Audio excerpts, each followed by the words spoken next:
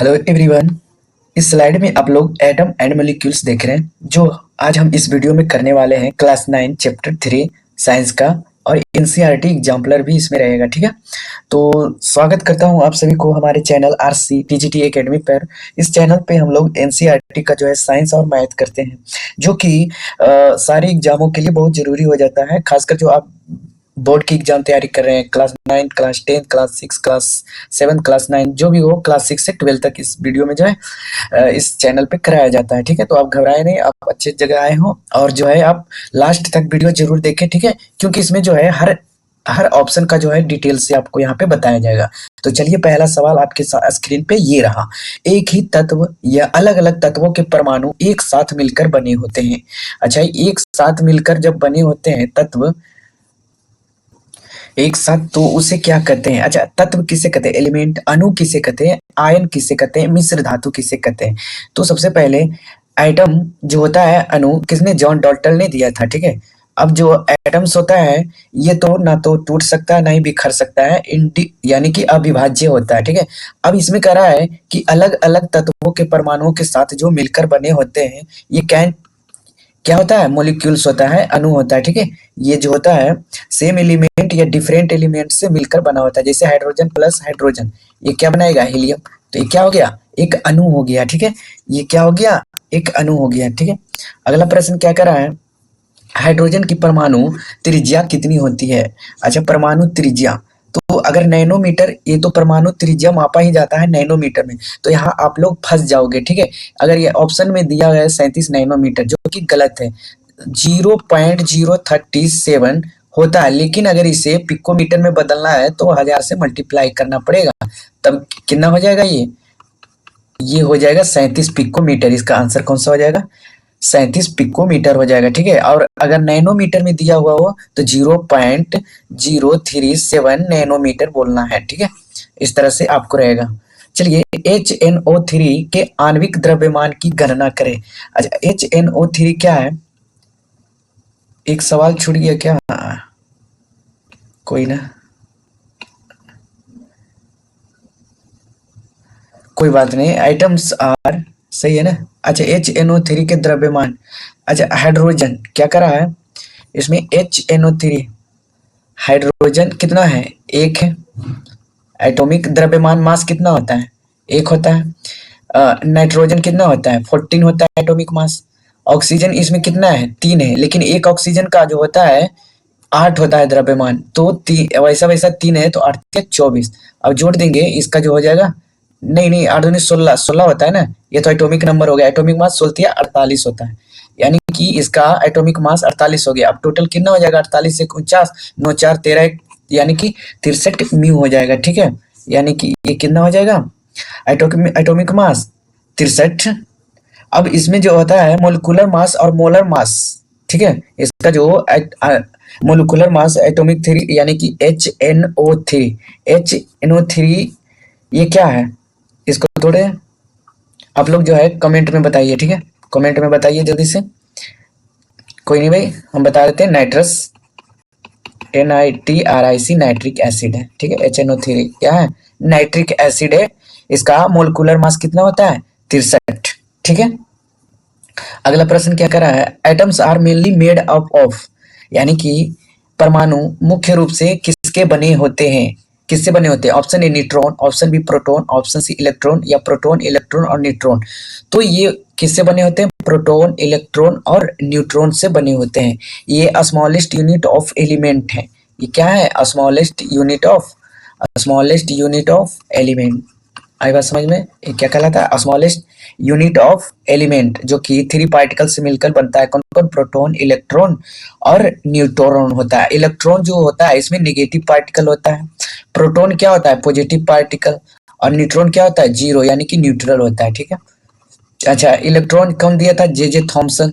कौन कौन दिए थे? J Thomson. Proton James Chadwick.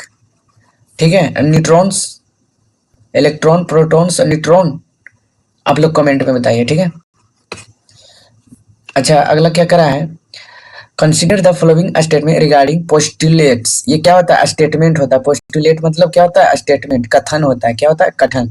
यानी कि Dalton's atomic theory, Dalton's atomic theory क्या दिए थे, कहे थे ना कि ये एटम्स जो होता है ना टूट सकता है ना बिखर सकता है, या विभाज्य है, ठीक है, ना बनता है ना सड़ता है ना गलता है, जो है इन यानी कि अविभाज्य है, ठीक है।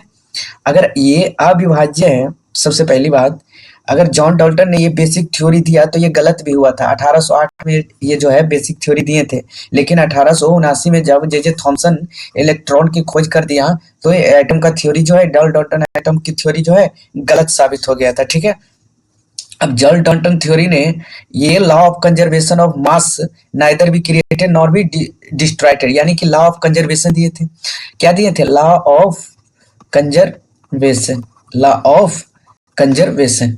और यानी कि ये जो डाल्टन साहब बोले थे कि all matters are made very particle, यानी कि very tiny particle, all mat यानी कि कोई भी पदार्थ जो है वेरी टीनी पार्टिकल से बने होते हैं, एटम्स के पार्टिकल से बने होते हैं, ठीक है, सबको समझ में आ रहा है। अब अगला प्रश्न, तो ये पहला हो जाएगा डिवाइजेबल यानी कि विभाज्य, ये गलत हो जाएगा। The relative number and kinds of item are constant in given compound, ये हो जाएगा इसका राइट आंसर, तो इसका ऑप्शन 2 हो जाएगा ओनली। अच्छा, name the compound represented by the formula of Al2SO4 suffix 3, तो अच्छा इसका सबसे पहले अल्युमिनियम सल्फाइड का क्या हो जाएगा? अल्युमिनियम सल्फाइड का हो जाएगा फॉर्मूला Al2SO3 सफिक्स 3 हो जाएगा, ठीक है, ये क्या हो गया? Aluminium sulphide. अच्छा, अल्युमिनियम सल्फाइड का क्या हो जाएगा? Al2S3 हो जाएगा। ये कोई प्रकार का थी केमिकल जो होता है, कंपाउंड नहीं है। अल्युमिनियम सल्फेट हो जाएगा Al2SO4 सफिक्स 3 हो जाएगा। इसका आंसर कौन सा हो जाएगा? अल्युमिनियम सल्फेट हो जाएगा। पदार्थ के एक अणु में सभी परमाणुओं के परमाणु द्रव्यमान का योग क्या हो जाएगा? The sum of atomic masses of all the atoms in the molecules, तो ये क्या कहलाता है? ये क्या कहलाता है? मोलिकुलर मास कहलाता है, ठीक है, ये क्या कहलाता है? मोलिकुलर मास कहलाता है, तो ये हो जाएगा molecular mass. What is the number of atom constituting a molecule known as, यानी कि अणु का निर्माण करने वाले परमाणुओं की संख्या को क्या कहा जाता है? अणु के निर्माण में यानी कि इसे क्या कहा जाता है? The number of atom. जब कोई समस्थानिक, सबको पता है आइसोटोप क्या होता है, जब इसका एटॉमिक नंबर सेम रहेगा, ठीक है, एटॉमिक नंबर सेम रहेगा। और आइसोबार क्या होता है? जिसका आइसोबार क्या होता है? जिसका एटॉमिक मास सेम होता है, एटॉमिक मास सेम होता है, ठीक है, तो एटॉमिक मास इसमें नहीं होगा। अब इसमें एटमोसिटी हो जाएगा, ठीक है, एटमोसिटी हो जाएगा। ये एटमोसिटी होता है, क्या होता है? Depends on the number of atoms, depends on the number of atoms, depends on the number of atoms. किस पे? द नंबर ऑफ एटम्स पे डिपेंड करता है एटमोसिटी। परमाणु संख्या सभी को पता है।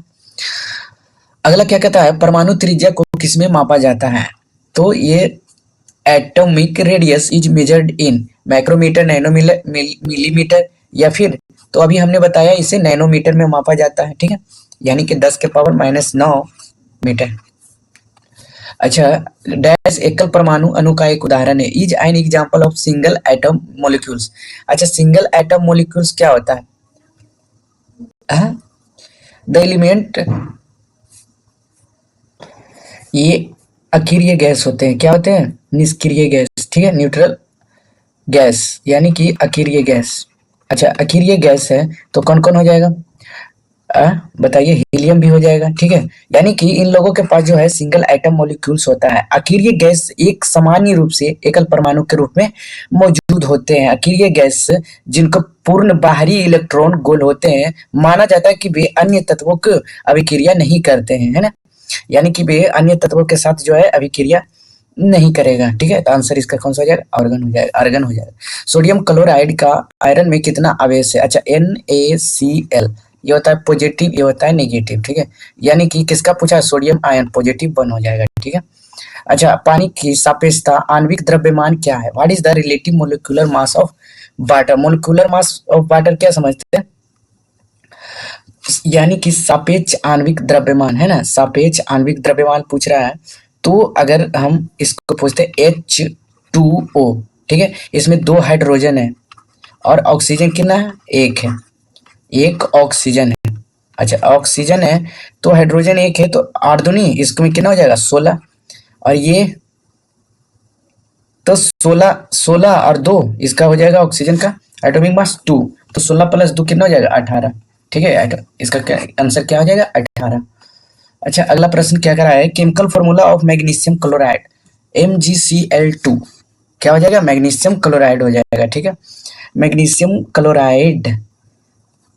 अच्छा ये क्या है CaO, कैल्शियम ऑक्साइड है, बुझा हुआ चूना, बिना बुझा हुआ चूना, कैल्शियम कैल्शियम ऑक्साइड बिना बुझा हुआ चूना, मैग्नीशियम कार्बोनेट MgCO3, क्या है MgCO3। अच्छा NaHCO3 क्या है, NaHCO3 क्या है, तो ये क्या है बेकिंग सोडा, इसे क्या कहते हैं बेकिंग सोडा, सोडियम बाइकार्बोनेट इसी को कहते हैं। ठीक है, अच्छा ब्लीचिंग पाउडर का रासायनिक फॉर्मूला बताइए, CaClO2 सफिक्स 2। ठीक है, इसका क्या होता है ब्लीचिंग पाउडर, क्या होता है bleaching powder. Caustic soda NaOH, क्या होता है कास्टिक सोडा होता है, क्या होता है कास्टिक सोडा होता है। ठीक है, अच्छा सूखी बर्फ CO2, कार्बन डाइऑक्साइड यानी कि सूखी बर्फ, इसे क्या कहते हैं सूखी बर्फ, CuSO4 ये क्या हो जाएगा CuSO4 नीला थोथा, क्या हो जाएगा कॉपर सल्फेट नीला थोथा, इसको क्या कहते हैं कॉपर सल्फेट। अच्छा और बताइए, और आपको फॉर्मूला H2SO4 क्या कहता है H2SO4 को क्या कहते हैं सल्फ्यूरिक एसिड, क्या कहते हैं सल्फ्यूरिक एसिड। अच्छा और बताइए और सोचिए, कास्टिक सोडा NaOH हो गया, कास्टिक सोडा हो गया। ठीक है, और बता अगर आपको याद आता है तो कमेंट में बताइएगा। ठीक है, परमाणु शब्द का प्रतिपादन किसने किया था, आ गया ना आ गया, परमाणु शब्द का प्रतिपादन किसने किया था, प्राउस्ट है इसमें नहीं है। अच्छा ये डेमोक्रेटिस था ना, इसे क्या कहते थे डेमोक्रिटिस, यानी कि अच्छा थॉमसन जे थॉमसन था इलेक्ट्रॉन का। रदरफोर्ड के बारे में बताइए, रदरफोर्ड्स किस चीज का खोज किए थे, तो रदरफोर्ड्स अल्फा एंड बीटा कणों की खोज की थी, अल्फा एंड बीटा कणों की खोज। जॉन डाल्टन ने क्या दिया था, जॉन डाल्टन परमाणु सिद्धांत के जनक थे, परमाणु सिद्धांत के जनक थे, कौन थे परमाणु सिद्धांत के जनक थे।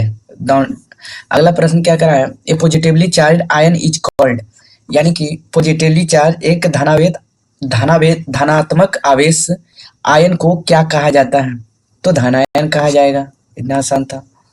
ठीक है, अच्छा एक कैटायन एनायन ये क्या हो जाएगा, ये पॉजिटिव चार्ज हो जाएगा, ये नेगेटिव चार्ज हो जाएगा। एटम्स क्या होता है ना टूटता है, ये मॉलिक्यूल्स क्या होता है दो एटम से मिलकर जो बना होता है उसे मॉलिक्यूल्स कहते हैं। ठीक है, अच्छा अगला क्या हो रहा है, अगला सवाल चलते हैं, what is the combining capacity of an element called, यानी कि किसी तत्व की संयोजन क्षमता क्या कहलाती है, तो वैलेंसी कहलाती है, क्या कहलाती है वैलेंसी कहलाती है। अगला प्रश्न क्या कर रहा है, किस नियम के अनुसार रासायनिक अभिक्रिया में द्रव्यमान का को ना तो बनाया जा सकता है और ना ही नष्ट किया जा सकता है, तो किस नियम के अनुसार, तो कौन दिए थे law of conservation of mass, शुरू में ही हमने बताया था एंटोनी, यानी कि law of conservation of mass हो जाएगा, क्या हो जाएगा द्रव्यमान संरक्षण का सिद्धांत जॉन डाल्टन ने ही दिया था। और भी प्रश्न है, ठीक है, तो law of conservation of mass given by किसके द्वारा एंटोनी लेवेजियर, है ना, किसके द्वारा एंटोनी लेवेजियर। अच्छा आवर्त सारणी का जनक किसे कहा जाता है, आवर्त सारणी का जनक किसे कहा जाता है, तो दिमित्री मेंडलीव, क्या हो जाएगा दिमित्री मेंडलीव। ऊर्जा संरक्षण का नियम किसने दिया था, रॉबर्ट मेयर ने दिया था, कौन जो ऊर्जा संरक्षण सिद्धांत, ऊर्जा संरक्षण सिद्धांत किसने दिया था, रॉबर्ट मेयर ने। ठीक है, तो वीडियो आज यहीं तक रखते हैं। कल हम लोग पढ़ेंगे, क्या पढ़ेंगे, स्ट्रक्चर ऑफ द एटम। ठीक है, कल हम लोग स्ट्रक्चर ऑफ द एटम पढ़ते हैं। आज जो है एटम एंड मॉलिक्यूल्स का जो है एमसीक्यू समाप्त होता है। धन्यवाद वीडियो देखने के लिए।